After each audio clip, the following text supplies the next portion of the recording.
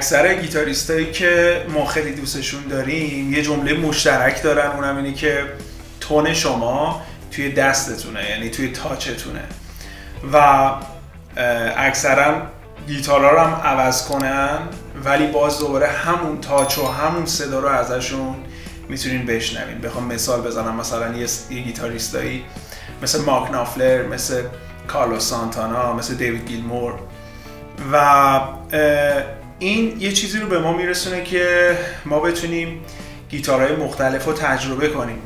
مخصوصا اگر به دنیای سشن علاقه‌مند هستین، پیشنهاد میکنم حتما گیتارهای مختلف رو تست کنین، چون با یه گیتار معمولا نمیشه همه چیز رو زد. من خودم دیگه میدونین دیگه طرفدار برند PRS هستم، ولی خب دوست داشتم همیشه گیتارهای مختلف و پیکاپ‌های مختلف رو تجربه کنم. و شما مثلا بخواین اگر یه ریکورد داشته باشین که توی سبک بلوز باشه، خب باید با یه گیتاری در واقع ریکورد کنین که مخصوص اون استایل باشه و واقعا اون گیتار برای اون استایل به شما میتونه ایده بده موقع ضبط. یا مثلا بخواین چیزای امبینتی رو ریکورد کنین، گیتار مخصوصش رو باید در واقع داشته باشین و خیلی این تغییر دادن گیتار میتونه روی استایل و تنوع ساز زدن شما هم خیلی تاثیر بذاره. مثلا همین گیتاری که تو دستمه، گیتار گیبسون لس پال اسپیشیال TBLO هست جونیور با پیکاپ P90 و من از وقتی که با این گیتار زدم واقعا عاشق تون P90 شدم و خیلی کاراکتر خاصی داره نسبت به حالا پیکاپ های دیگه ای مثل هامباکر و سینگل کویل. و موقع ریکورد که با این گیتار در واقع دارم ضبطمو میزنم، حالا برای موزیک خودم یا موزیک دیگران، ایده‌های خیلی جالبی میده بهم و اگر شاید من با یه گیتار دیگه میزدم شاید این ایده‌ها به ذهنم نمیرسید. و پیکاپ P90 با جذابیتی که داره، خب دردسرای خاص خودش هم داره دیگه. مثلا شما اگر بخوایی که با فقط یه پیکاپ بزنی، خب شاید خیلی اطلاع نداشته باشی، مثلا پیکاپ های دیگه ممکنه که چه مشکلی واسه شما داشته باشن و اون مشکل معروف چیه؟ مشکل نویز و هام که تو اینستاگرام حالا یا هنرجای خودم بیشترین سوالی که معمولا ازم میکنن اینه که گیتار ما نویز داره، ما باید با نویز چی کار کنیم؟ پس این گیتار ما داره نویز میده یعنی خرابه؟ یا خیلی هاشون تو فکر اینن که پیکاپ هاشون رو عوض کنن و پیکاپ های نویزلس بذارن. من قشنگ میخوام راجع به این قضیه صحبت کنم.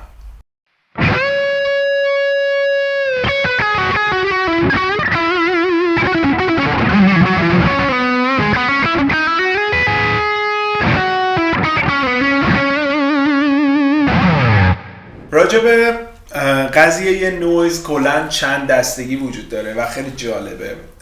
مثلا یه قشر صدا بردارا هستن که اصلا خبر ندارن گیتار الکتریک خب میتونه نویز داشته باشه و مثلا تو ساندچک یو مثلا صدا برداره میگفتش که گیتارت مشکل داره، نویز میده، من صدای نویز دارم میشنوم.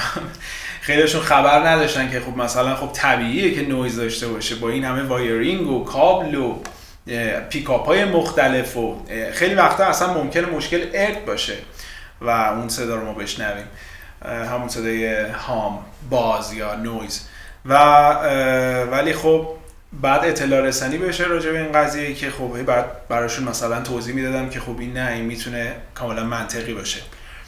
یه قشر دیگه هم هستن که میگن که با نویز تو باید زندگی کنی، نویز یه کاراکتره، نویز یه چیز واقعیه که تو باید حسش کنی که میتونه اینجوری نباشه. واقعا من اصلا توصیه نمی کنم که با نویز خودتون رو وفق بدین یا صدا شنیده شه.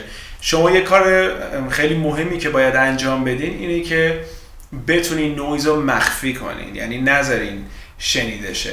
مثلا الان اگر که من شروع کنم به ساز زدن مثل این،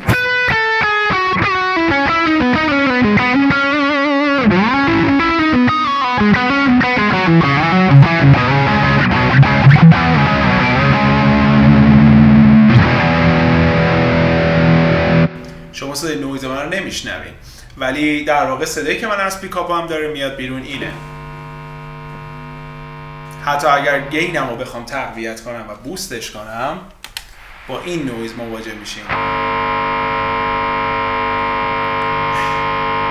ولی شما باید بتونین مخفی کنین نویزتون رو. حالا من میخوام چند تا راهکار بهتون پیشنهاد بدم که بتونین نویزتون رو تو بهترین حالت ممکن مخفیش کنین که کسی هم نشنوتش. راهکار اول اینه که شما ولوم گیتارتون بتونین این صدا رو تمیز نگه دارین. یعنی چی؟ یعنی وقتی دارین ریکورد میکنین یا لاینتون رو زدین، نذارین ولومتون همینجور باز بمونه. مثلا بعضیا دستشون رو من دیدم اینجوری حتی ول میکنن و این صدای همینجور داره میاد و کاملا هم اوکیه. ولی شما تیکتون رو مثلا وقتی میزنین،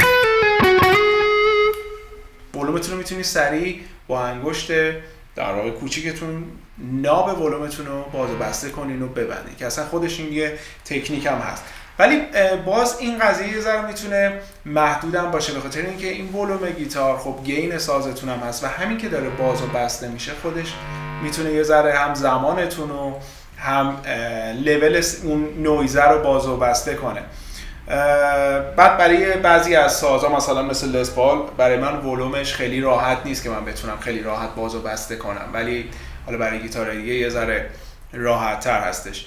برای همین مرحله بعدی که من پیشنهاد میکنم مرحله پدال ولوم هستش که یه اکسپرشن پدال، یه پدال ولوم معمولی حتی، ولی حالا بتونین اگر مثلا مثل مدل بوس، ارنیبال مثلا بتونین بگیرین، خیلی پدال مهمی میتونه باشه توی تیک ریکورداتون. یعنی وقتی دارین ریکورد میکنین، مثلا جملتون رو دارین اینجوری میزنین،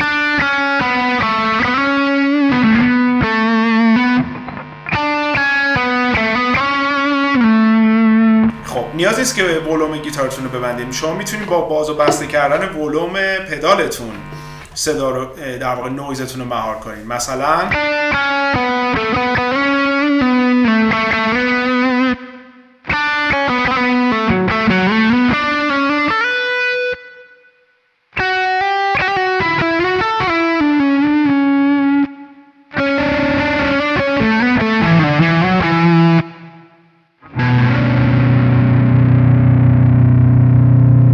خب مرحله بعدی برای کسایی که مثلا با یه سری نرم افزارها میخوان ریکورد بگیرن، مثلا مثل بایاس افیکس، گیتار ریگ، امپلیتیوب، نورال دی اس پی، رو همشون نویز گیت وجود داره. نویز گیت های خوبی هم هستن، کارو قشنگ راه میندازه، شما میتونید ازش استفاده کنین. یا مثلا اگر یه سری مولتی افکت هایی دارین مثل لاین 6، هلیکس، کمپر، اکس افیکس، اکس 8 یا همین کورتکس، خیلی گیت های حرفه‌ای روشون هست که خیلی کار براتون میتونه راحت کنه. البته که واقعا نویز گیت میتونه یه سری فرکانساتون از بین ببره، ساستینتون یه ذره از بین ببره، ولی خب درجه بندی داره. حالا ترشولد میتونین کم و زیاد کنین، ولی مرحله‌ای که گفتم بهتون پدال ولوم فوق‌العاده است. هم تون خیلی بازی دارین، خیلی صداتون ساستینش درسته و خیلی راحت هم میتونین مدیریت کنین. ولی برای کنسرت خب میتونین از نویز گیت هم استفاده کنین که من الان یه دونه مثال نویز گیت هم براتون میزنم که قشنگ بشنوین. خب الان نویز گیت آفه، نویز گیت رو روشن کردم، حتی گینم رو تقویت میکنم که بشنوین به چه صورتی میشه. الان گینم هم تقویت کردم.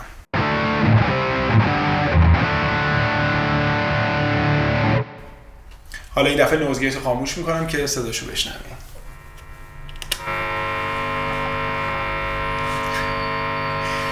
پدال ولوم.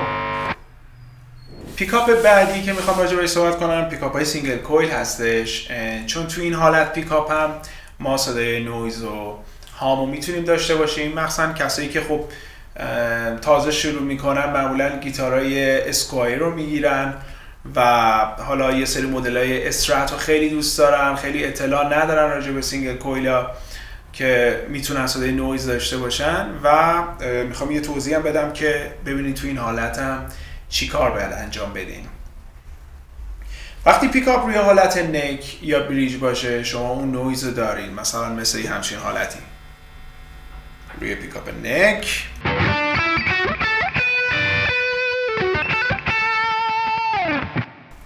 در حالت پیکاپ بریج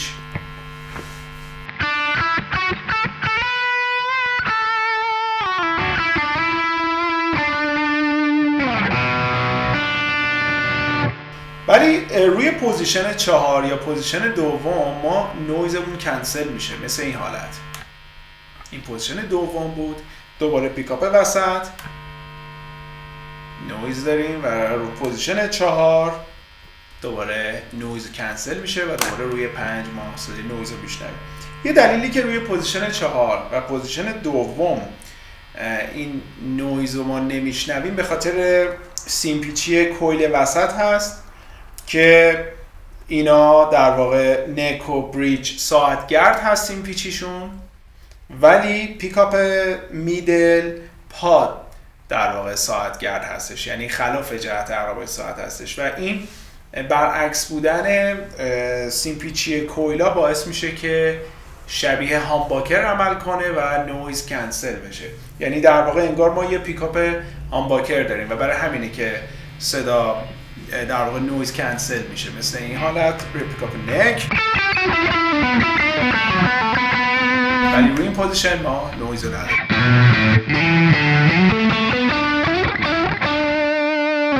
خیلی ها وقتی میخوان که ریف بزنن و نویز نداشته باشن این در واقع تریکو انجام میدن که میارن رو پوزیشن 4، ولی خیلی هم اصلا پیکاپ نکو دوست دارن و به خاطر همین از پدال ولوم یا از نویز گیت استفاده میکنن. یه ترفند دیگه هم هست که پیکاپ نویزلس هستش. برندهای زیادی هم الان هستن مثل فیشمن، EMG و خیلی داستانشون پیچیده است، سلیقه‌ای هم هست خیلی، چون همون چیزی که داستان معروفی که راجع به پیکاپ های وینتیج میگن. پیکاپ های وینتیج خب اون صدای استیو ریوانی، صدای هندریکسی و اون اوپن تون بودنشون خیلی معروفه که شاید پیکاپ نویزلس بهتون اون حسو نده، ولی میتونه لازم باشه و میتونین امتحان کنین، حتما برین صداشم بشنوین و کاملا هم نه نویز دارین نه هام دارین باش. یه ترفند دیگه هم که یه سری استفاده میکنن، البته اینی که میخوام بگم ربطی به نویز پیکاپ نداره، مربوط میشه به صداهای اضافی بیشتر.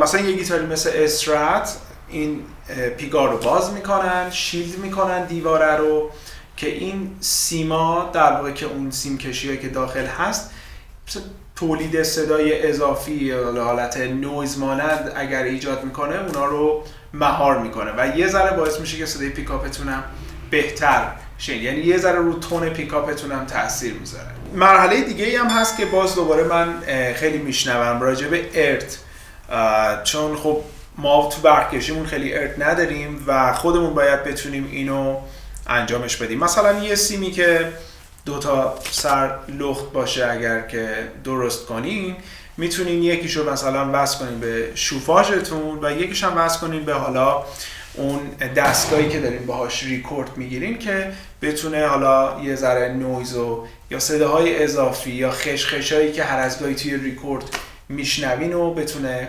مهار کنه. حتی بعضیا توی استودیو مثلا همین سیمو یکیشو وصل میکنن به کابلی که رفته توی گیتارشون، یکیشو میزنن به بدن خودشون که بتونن این یه وقت صدای اضافی چیزی خواست مثلا به وجود بیاد و از بین ببره و مهارش کنه. این هم ترفند خوبیه. صدای اضافی رو کاهش بدین، یعنی وقتی لاینتون یا تیکی که دارین ریکورد میکنین تموم میشه رو